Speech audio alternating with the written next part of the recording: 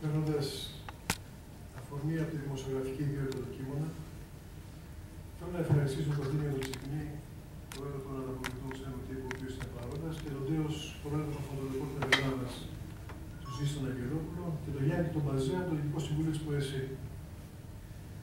Θα ήθελα στο νου σας να πάμε λίγο πίσω, έτσι σαν φόντο στη συνέχεια της συνάντησης, στην αίσθηση του βιβλίου, όπως όμορφα τη μετέφερε ο ηθοποιός Χάρης Εμμανουήλ.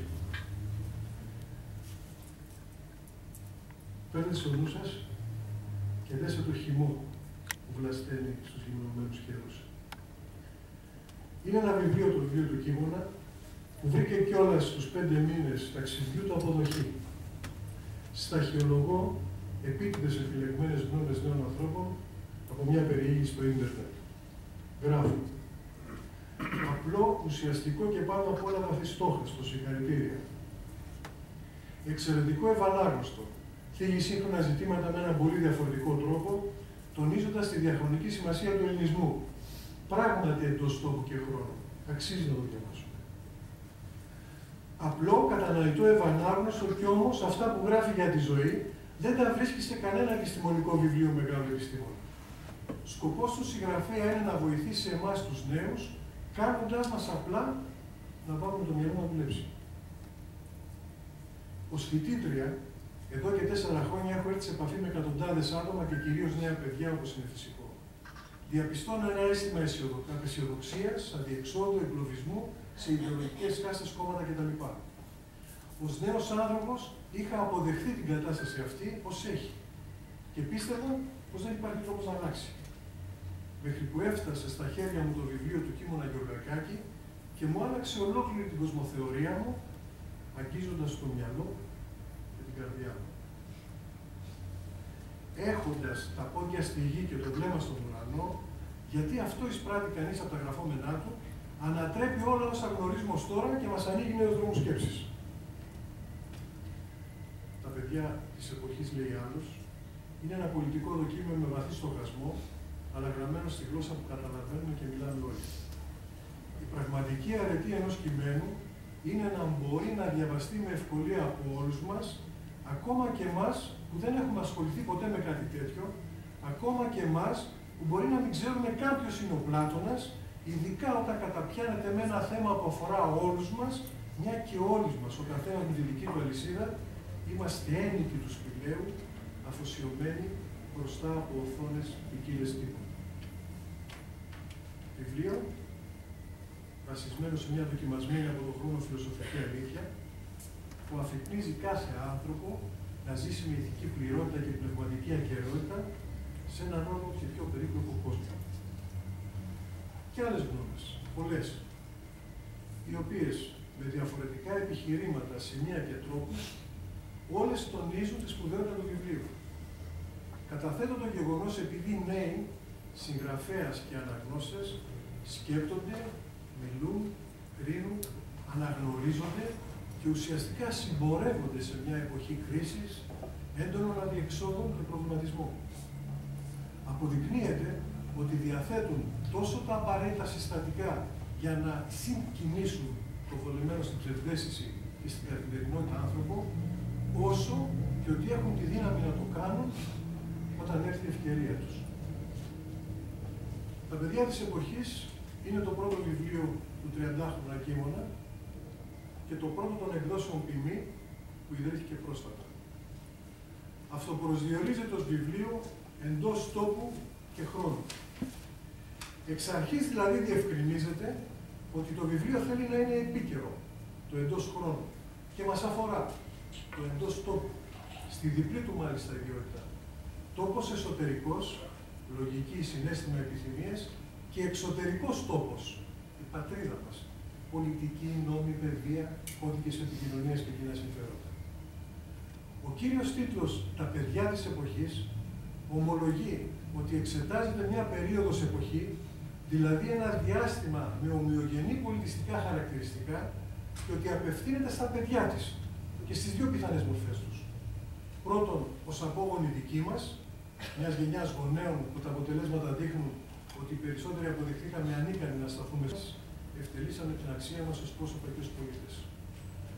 Δεύτερον, ως παιδιά, κατευθείαν προϊόντα της εποχής, με τις συγκεντρωμένες και μονοπωλιακές διοικήσεις, τις αυθαιρεσίες και τα δόγματα, τις απροκάλυπτες παρεμβάσεις, τις ομές προδοσίες, τους σφαγιασμούς λαών, ιστορικών στοιχείων, παραδόσεων, παιδιά προορισμένα να ζήσουν, έχοντας φυτεμένο μέσα στην καρδιά τους το ψέμα, εκτεθειμένα σε έναν παράφρονα χαόδη κόσμο, στοιχεία ενός κομπιούτερ που εκτελεί προγράμματα προσομοίωσης για να τα πείσει πως υπάρχουν, παρότι είναι ήδη νεκρά από τη γέννησή τους.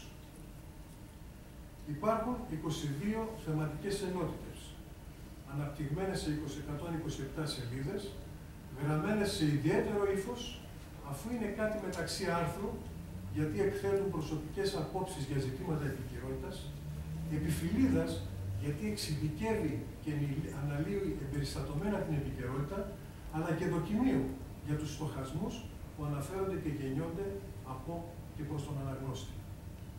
Το ιδιαίτερο ύφος του κείμενα Γεωργακάκη επιβεβαιώνει την άποψη ότι ο δημοσιογραφικός λόγος μπορεί να δημιουργήσει καινούργια αποδεκτά είδη γραφής. Τα κείμενα παίρνουν αφορμή από διάφορα περιστατικά. Πολιτικά, πολιτισμικά, παιδευτικά, οικονομικά και άλλα. Για να διεισδύσουν στο βάθος της αιτίας τους και πετυχαίνουν να αποκαλύψουν πως τελικά οδηγορούμε σε μια εικονική πραγματικότητα. Καθένα τους νοηματικά είναι αυτόνομο, όμως όλα είναι δεμένα σε ένα ενοιολογικά αδιέρετο σώμα που ξέρει να ξεσκεπάζει τα ανθρώπινα τεχνάσματα και τις πονηριές για να φτιάξουν το πλαστό. Στο σύνολό τους, τα κείμενα συνθέτουν μια κατάθεση πάνω στην ουσία της ζωής μας και αποτελούν μια διακήρυξη για το πώς η ζωή μας θα γίνει χρήσιμη. Επιπλέον, επιχειρούν να δώσουν απάντηση στο ερώτημα για τον τρόπο που οι νέοι άνθρωποι θα μπορούσαν να αποτελέσουν την αντίσταση στη σημερινή λέλαπα παραπληροφόρησης, χωρίς να πάψουν παράλληλα να είναι τα φυσιολογικά μέλη μιας κατά τα άλλα πολύπλοκης κοινωνίας. Κεντρικός κορμός που στηρίζει αυτό το λογικό οικοδόμημα είναι η αποδοχή της πλατωνικής θεωρίας της γνώσης όσον αφορά την αλληγορία του σπηλαίου. Λέει ο Πλάτων και το προσαρμόζουν στην εποχή μας τα παιδιά της, προσδιορίζοντας με χειρουργική ακρίβεια και χήμαρο αποδείξεων την ισχύ του σπηλαίου σήμερα. Λέει, είμαστε όλοι φυλακισμένοι στα σώματά μας. Δεσμότες από τις παραισθήσεις, τις ψευδαισθήσεις, τις αυταπάτες που προκαλούνται από τον εγωισμό, την υποδούλωση στις σωματικές ανάγκες και πάθη. Αυτή η κατάσταση επιτρέπει σε επιτίδιους εξουσιαστές να μας διατηρούν σε μια θέση άκρητης υπακοής, κρατώντας μας δεμένους, ώστε να μπορούμε να δούμε μόνο μπροστά, ενώ πίσω μας καίει μια φωτιά, παρουσιάζοντας σαν πραγματικό τις σκιές και τα αντίγραφα. Το κάνουν χρησιμοποιώντας μαριονέτες που μπορούν να μιλούν, να προτείνουν, να κρίνουν, να σκέπτονται, να υπάρχουν δίπλα μας στον κόσμο του σπηλαίου σαν δεδομένα και για να μας καθησυχάζουν και για να μην έχουμε την παραμικρή αμφιβολία για την γνησιότητά τους. Αυτή η αρχαία πανούργα τακτική αποθεώνεται στους καιρούς μας, έχοντας βέβαια αλλάξει τις τακτικές και τα μέσα. Το βιβλίο του μοιάζει να σφυροκοπά ανελαίητα την παραπάνω διαπίστωση. Αντιστέκεται στο σκοτάδι που επιτρέπει στους ίσκιους να μας κρατούν εν γνώση. Μας έχουν για να θρέφουμε τα όνειρά τους, κηρύσσει σε κάθε τόνο το βιβλίο και ο κείμενας, από την πρώτη μέχρι την υστερνή αράδα και παραθέτει ένα σωρό αποδείξεις για να καταλάβουμε. Ποιοι μας έχουν προφέρει, ρωτάει. Οι δεσμοφύλακες, που δεν μένουν αόριστοι πια όπως στη θεωρία, αλλά κατονομάζονται, έχουν ονοματεπώνυμο, επάγγελμα, θέση. Οι δεσμοφύλακες κινούν τις εκμοτερνιστικές μαριονέτες τους, καθηγητές, δημοσιογράφους, πολιτικούς, καλλιτέχνες, οικονομολόγους, ευδαίμονες πολίτες, τη συμμορία του σπηλαίου, όπως τη χαρακτηρίζει ο συγγραφέας, για να μας κρατάει στο σπήλαιο σε τάξη, φτιάχνοντας κατευθυνόμενες πλειοψηφίες και μια κύκλη δημοκρατία. Κάτι σαν την ψηφιακή πραγματικότητα που υπάρχει μόνο στη φαντασία των αδαών και των ανυποψίας των πολιτών. Είμαστε σε έναν κόσμο, μας λέει, μιας ολοκληρωτικής ψευδαίσθησης για τις επιλογές μας, τη δίθεν πρόοδο και για την αντιπροσωπευτικότητα του πολιτεύματος, για τη συμμετοχή μας στις αποφάσεις, ψευδαίσθηση για τη δυνατότητα άσκησης κριτικής, ψευδαίσθηση για τον χρόνο μας και για τον αισθητό κόσμο. Για να τα δείξεις όλα αυτά, χρειάζεται θάρρος ή κότσια, όπως τα λέει ο λαός μας. Είναι μια επικίνδυνη εργασία, ένα περπάτημα πάνω στην κόψη του μαχαιριού. Και για το θέμα που διαπραγματεύεται και για τη μέθοδο και το ήθος που θα χρησιμοποιήσει. Ακόμα, ένα τέτοιο βιβλίο θα βρει σίγουρα την αντίδραση του δεσμοφύλακα, που θέλει τις ψυχές να χαμοπετούν, το νου να ενισχύει μόνο τα κατεστημένα, τους πόθους μας να εξαντλούνται σε προγραμματισμένους προορισμούς. Τέτοιες προσπάθειες επιτυχάνουν μόνο όταν βρουν συγκεκριμένο δρόμο. Το σύστημα, το κάθε σύστημα, θέλει να νιώθεις ελεύθερος. Δεν παρεμβαίνεις όσο μπορεί να σε παρεκτρέπει. Οι εξουσιαστές ξέρουν επίσης ότι παρόμοιες προσπάθειες να πείσεις τον άλλον ότι ζει και συντηρεί το πλαστό, καταραίουν όταν δεν μπορέσουν να συνομιλήσουν. Όταν δεν μπορέσουν να σε καταλάβουν. Και δεν συνομιλούν αυτές οι προσπάθειες όταν από τον συγγραφέα στην ιδεολειψία αντιπαρατάσσει την οργή, στην πολιτική το μίσος, στην ανελευθερία τη στενοκεφαλιά και τη σιωπή.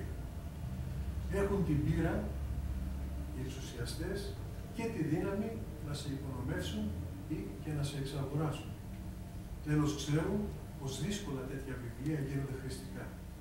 Άλλα πνίγονται στη γενίκευση και στην αοριστία, άλλα να βαγούν στη θεωρία, ελάχιστα βρίσκουν τον τρόπο και τη γλώσσα για να επικοινωνήσουν με τον αναγνώστη.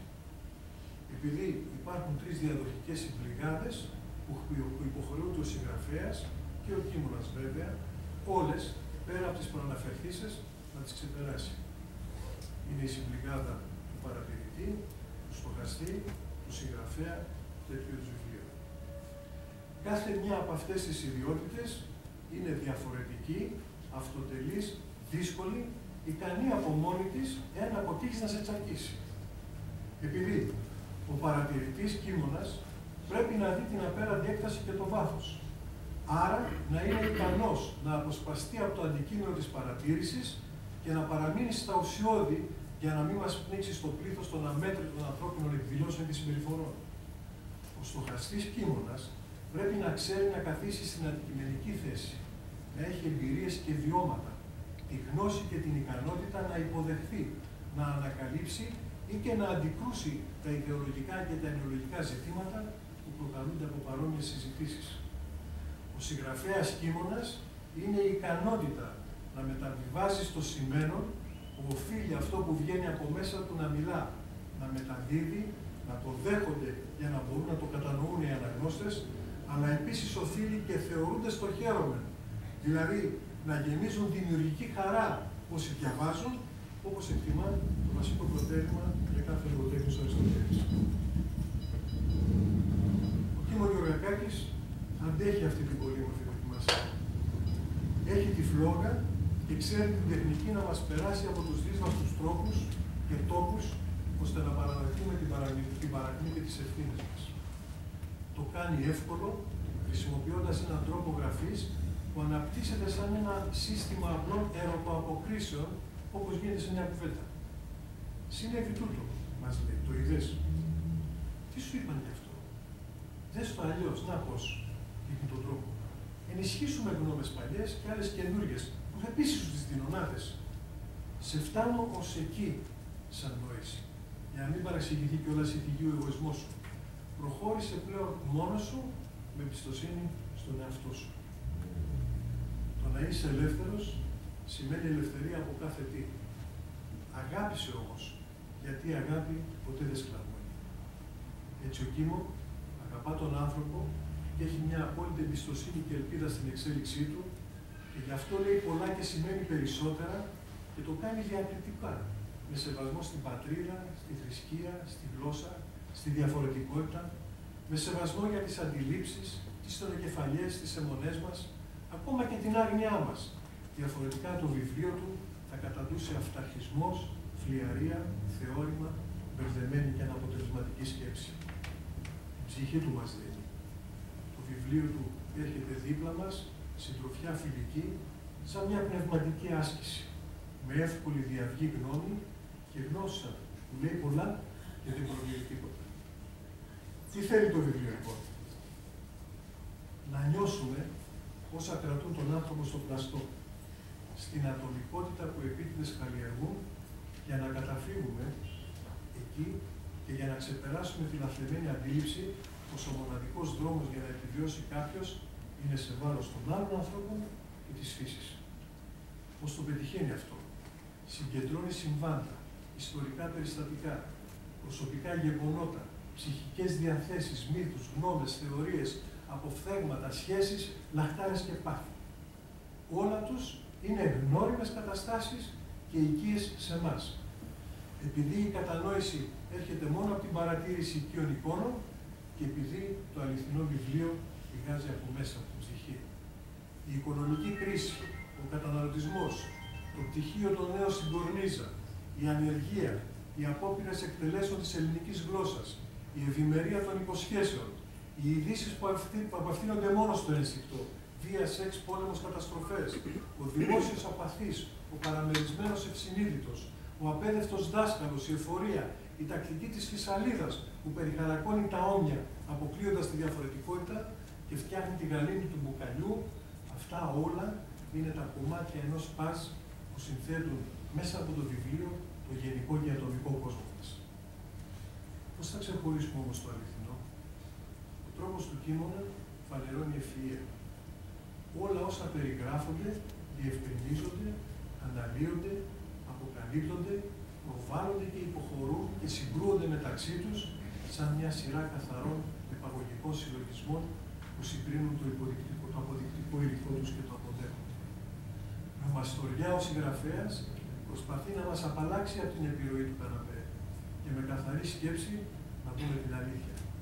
Να ξεφύγουμε, λέει, από τις δουλείες και από τα δόγματα. Μην περιμένετε λοιπόν στο βιβλίο να βρείτε πολύπλοκες θεωρήσεις.